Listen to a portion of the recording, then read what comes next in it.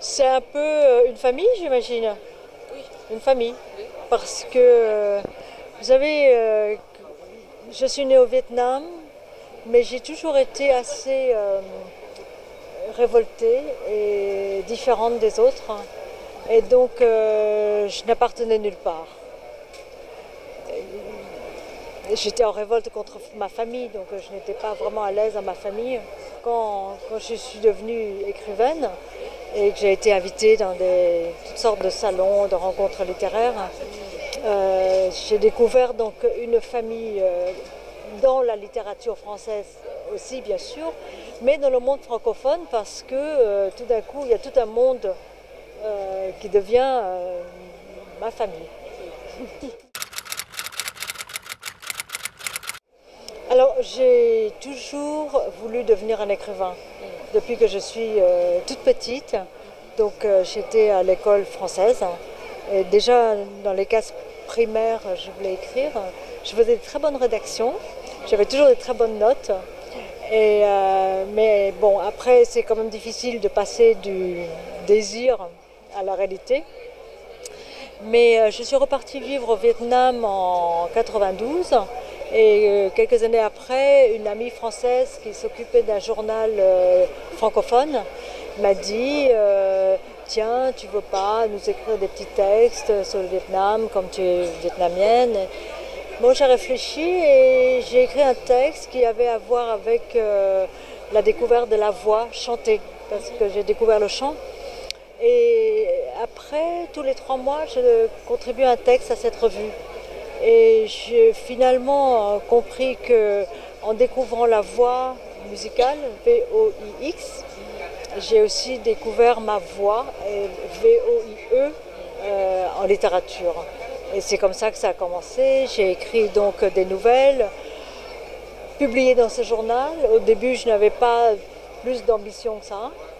Mais au bout de 4 ans, j'ai rassemblé tous mes textes et ça faisait une centaine de pages. C'était pas non plus énorme, mais je me suis dit tiens, je vais essayer, je vais l'envoyer à un éditeur.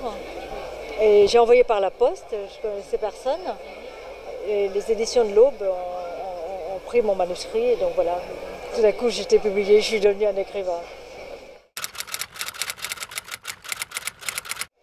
Alors, je savais que la Grèce, il y avait de la francophonie en Grèce. Et j'ai été ravie d'ailleurs d'avoir été invitée déjà il y a quelques années à Nopli, où il y avait une petite rencontre littéraire francophone avec des écrivains venus aussi d'Europe de l'Est. Et donc, évidemment, la Grèce, c'est un mythe pour nous autres en France.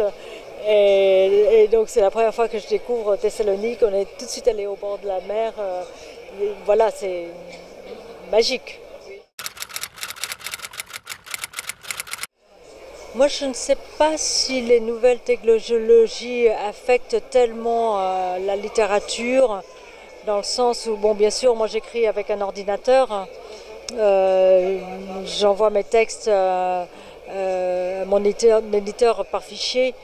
Mais peut-être que les sites web permettent une meilleure lisibilité des premiers textes d'écrivains. Je dirais que pour des gens qui ont déjà publié, c'est peut-être moins important comme médium. Mais bon, à Paris, j'anime des ateliers d'écriture. Et il y a un blog du site qui s'appelle lesmots.co. Et sur ce blog sont publiés les textes de mes élèves. Et donc je pense que pour eux, voilà, c'est un excellent véhicule de communication. Tout à fait. D'ailleurs, 2 de mes élèves avaient été repérés par un journal qui ont vu leur texte. Ils ont dit ah mais est-ce que vous voulez collaborer au journal? Donc voilà, effectivement c'est un outil de communication.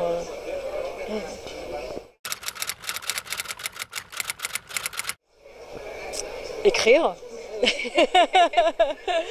En fait, j'ai déjà un livre en cours, donc je suis en train d'écrire et j'ai déjà 200 pages, donc c'est bien parti. J'ai déjà une idée pour un autre encore après, donc voilà, je vais m'occuper, oui, je vais être occupée. Merci beaucoup.